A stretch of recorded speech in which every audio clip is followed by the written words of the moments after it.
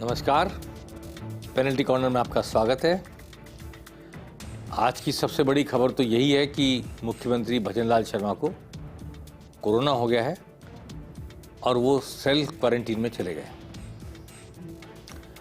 उन्होंने अपनी जांच करवाई और लगातार घूम रहे थे पूरे राजस्थान में, एक शहर से दूसरे शहर, एक दिशा से दूसरी दिशा, सुबह यहाँ शाम वहाँ, जनता के बीच घूमते घूमते कहीं से कोरोना ने उनको पकड़ लिया और अब उनको क्वारंटीन होकर रहना पड़ रहा है। हालांकि वो आज कई कॉन्फ्रेंस में, कई कार्यक्रमों में इलेक्ट्रॉनिकली, वर्चुअली शामिल हुए। उन्होंने कहा कि वर्चुअली वो मीटिंग्स में भाग लेते रहेंगे, काम करते रहेंगे, लेकिन क्वारंटीन नहीं है। पूर्व मुख्यमंत्री अशोक गहलोत ने उनके स्वास्थ्य की कामना की है और कहा है कि जल्दी स्वस्थ हो जाएं। यह अशोक गहलोत का ट्वीट है, एक्स पर उन्होंने कहा है।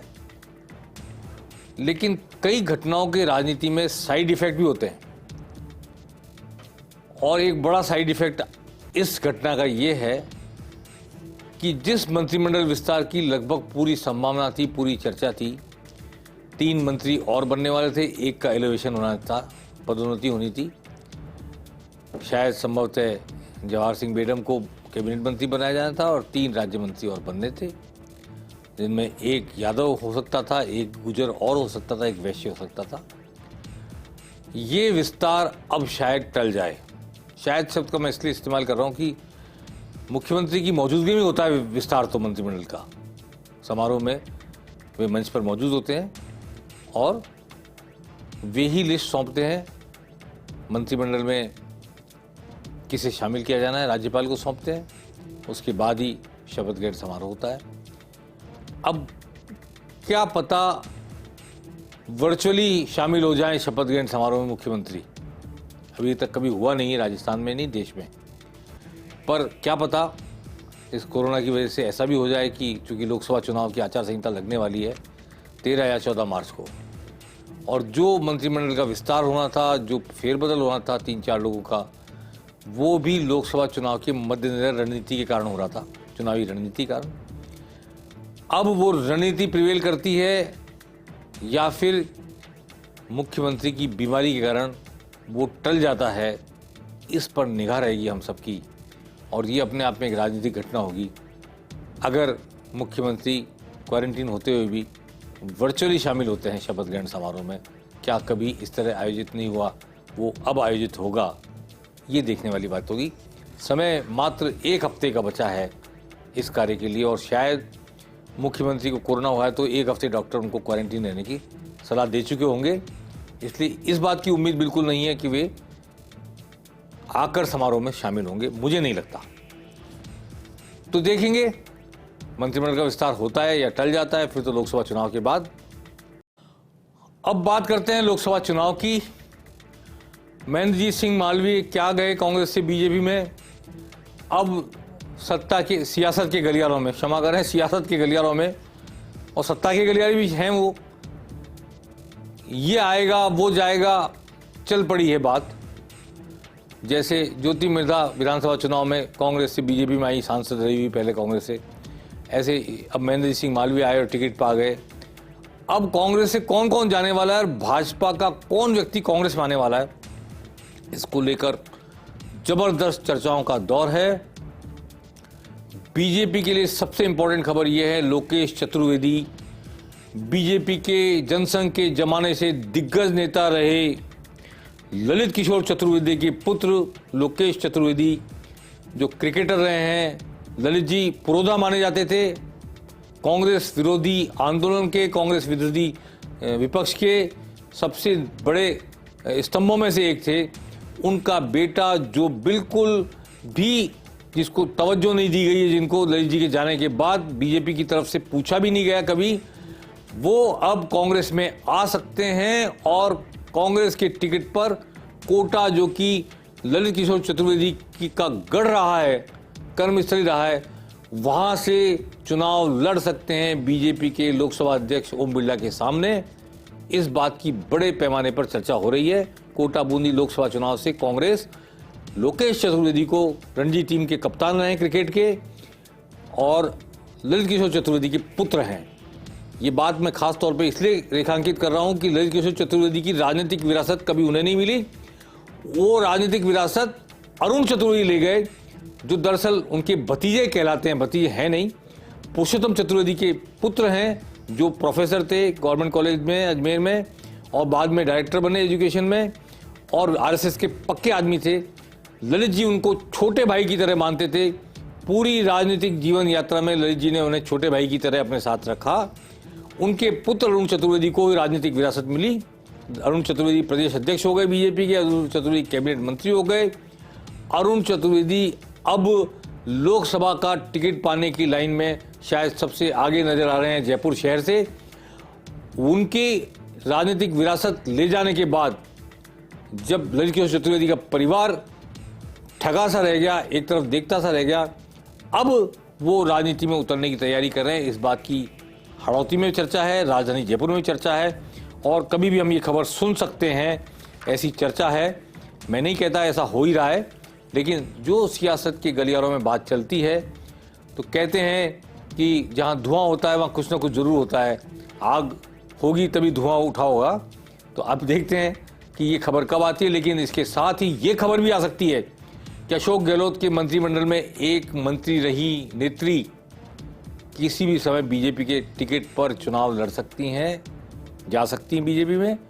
और एक कांग्रेस के वर्तमान विधायक को अप्रोच किया जा रहा है कि वो दौसा से चुनाव लड़ लें।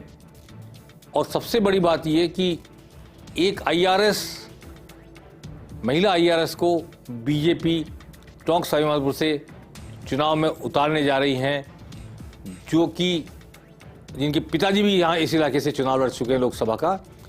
और ये आने वाले समय में हम देखेंगे कि कैसे इधर के लोग उधर जाते हैं, उधर के लोग इधर आते हैं और क्या सीन निकल कर आता है लोकसभा चुनाव में। बची हुई 10 सीटों पर जब बीजेपी टिकट जारी करेगी और कांग्रेस अपनी 25 सीटों पर टिकट जारी करेगी, उठापटक चलती रहेगी, खींचतान चलती रहेगी। किसको कौन सूट कर रहा है, किसको कौन सा गलियारा दिख रहा है, किसको कौन सा रास्ता बनाना हुआ। राहुल गांधी कल भारत जोड़ो न्याय यात्रा को लेकर बांसवाड़ा में प्रवेश करेंगे एक दिन के लिए और फिर वापस गुजरात चले जाएंगे, मध्य प्रदेश जाएंगे, गुजरात चले जाएंगे। पहले धौलपुर आए थे एक दिन के लिए, अब वो बांसवाड़ा से। लेकिन बांसवाड़ा में जो उनकी जनसभा होगी उसकी तैयारी के लिए आज रंधावा वहाँ गए, डोटासरा वहाँ गए, टीकाराम जूली भी शायद गए। सब ने जाकर के वो जगह देखी, व्यवस्थाएं देखी और कल राहुल गांधी की कहाँ रैली होगी इसका उन्होंने एक तरह से व्यवस्थाओं का आकलन किया है। राहुल गांधी देख रहे हैं आप, कल आपको बांसवाड़ा में दिखेंगे। कांग्रेस में उम्मीदवारों के चयन की कवायद चल रही है। स्क्रीनिंग कमेटी में अंदरूनी सर्वे पर चर्चा हुई और अंदरूनी सर्वे में बड़े नेताओं के नाम निकल के आए कि जिनके नाम आ रहे हैं गोविंद सिंह डोटासरा, सचिन पायलट, अशोक गहलोत, टीकाराम जूली, क्या इनमें से कोई चुनाव लड़ेगा नहीं लड़ेगा, इस पर चर्चा चल रही थी। तो बहुत सारे लोगों ने राय जाहिर की कि बड़े लोगों को चुनाव लड़ने से मना नहीं करना चाहिए। अगर बीजेपी के खिलाफ कड़ी चुनौती पेश नहीं की गई तो मनोवैज्ञानिक हार हो जाएगी कांग्रेस की। इसलिए कद्दावर नेताओं को चुनाव लड़ने से परहेज नहीं करना चाहिए। यहाँ ये भी बात है कि हनुमान बेनीवाल की पार्टी से कोई गठबंधन किया जाए या नहीं किया जाए। हनुमान बेनीवाल की पार्टी को मात्र एक सीट मिली विधानसभा में। पिछली बार उनके पास ज़्यादा सीटें थी, बीजेपी ने गठबंधन किया और उनको एक लोकसभा सीट दे दी थी। अब एकमात्र विधानसभा सीट जो खुद हनुमान बेनीवाल जीते हैं मामूली वोटों से, उनको क्या कांग्रेस गठबंधन करके एक सीट नागौर की देगी? क्योंकि नागौर से जो ज्योति मिर्धा चुनाव लड़ रही हैं उनसे हनुमान बेनीवाल का 36 का आंकड़ा है, उनसे उस मिर्धा परिवार का, हरेंद्र मिर्धा का परिवार है, रामनिवास मिर्धा की परिवार, उनसे भी 36 का आंकड़ा है। हरेंद्र मिर्धा ने विधानसभा चुनाव में उनको हराया है, ज्योति मिर्धा को। तो हरेंद्र मिर्धा का परिवार, रामनिवास जी मिर्धा का परिवार और पॉलिटिकली जो हनुमान बेनीवाल हैं वो भी दोनों इस वक्त ज्योति मिर्धा के खिलाफ है। तो क्या नागौर की राजनीति रंग लेगी, खासतौर पर कांग्रेस के लिहाज से? ये देखने वाली बात होगी जब ज्योति मिर्धा विधानसभा चुनाव हारने के बावजूद भी लोकसभा चुनाव में बीजेपी के टिकट पर मैदान में उतार दी गई हैं। लेकिन हरीश चौधरी जैसे कई नेता हैं, दिव्या मदेना भी होंगी, ऐसे बहुत सारे लोग हैं जो हनुमान बेनीवाल के साथ किसी भी प्रकार का गठबंधन नहीं चाहते। हनुमान बेनीवाल का एक ही फायदा है कांग्रेस को कि वो जो जाट वोटों का डिवीजन है वो नहीं होगा। जाट वोट मूलतः एंटी बीजेपी माने जा रहे हैं या एंटी मतलब कांग्रेस के पक्ष से माने जा रहे हैं, ये कह सकता हूँ।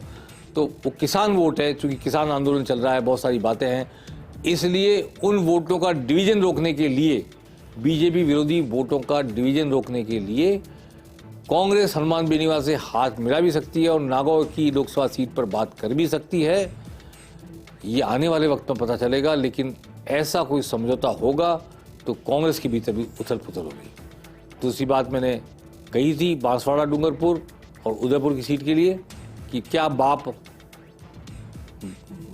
को लेकर, बहुत भारतीय आदिवासी पार्टी को लेकर कांग्रेस कुछ सोच रही है कि एक एक सीट दोनों बांट लें। तो उदयपुर और बांसवाड़ा डूंगरपुर में महेंद्रजीत सिंह मालवीय ने बीजेपी में जाकर जो चुनौती बड़ी कर दी है कांग्रेस के लिए, उसका मुकाबला करने के लिए कांग्रेस ज़्यादा सक्षम हो जाएगी, ज़्यादा ताकतवर हो जाएगी, ऐसा मेरा मानना है।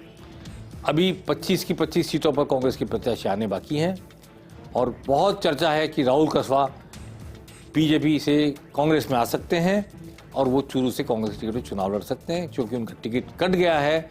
और ऐसा सुनने में आया है कि चूरू में अब विषय बीजेपी का प्रत्याशी और राहुल कसवा नहीं है, बीजेपी का एक अन्य नेता विषय बन चुका है वहां पर, जिनके पक्ष में वोट पड़ेंगे या विपक्ष में वोट पड़ेंगे। पोलराइजेशन होगा वोटों का, ऐसा मेरा मानना है। पेनल्टी कॉर्नर में आज बस इतना ही। लोकसभा चुनाव सामने हैं, 14 मार्च के आसपास आचार संहिता की लागू हो सकती है, चुनाव की तारीखों की घोषणा हो सकती है। अप्रैल में 16 अप्रैल से कभी भी चुनाव 5 या 6 चरणों में हो सकते हैं। हम निरंतर आपको अपडेट करते रहेंगे, बताते रहेंगे पर्दे के पीछे क्या चल रहा है, पर्दे के आगे क्या आ रहा है, उसके क्या अभिप्राय हैं, क्या संकेत है, कौन निशाने पर है और कौन किस पर निशाना साध रहा है। पेनल्टी कॉर्नर में आज बस इतना ही। नमस्कार।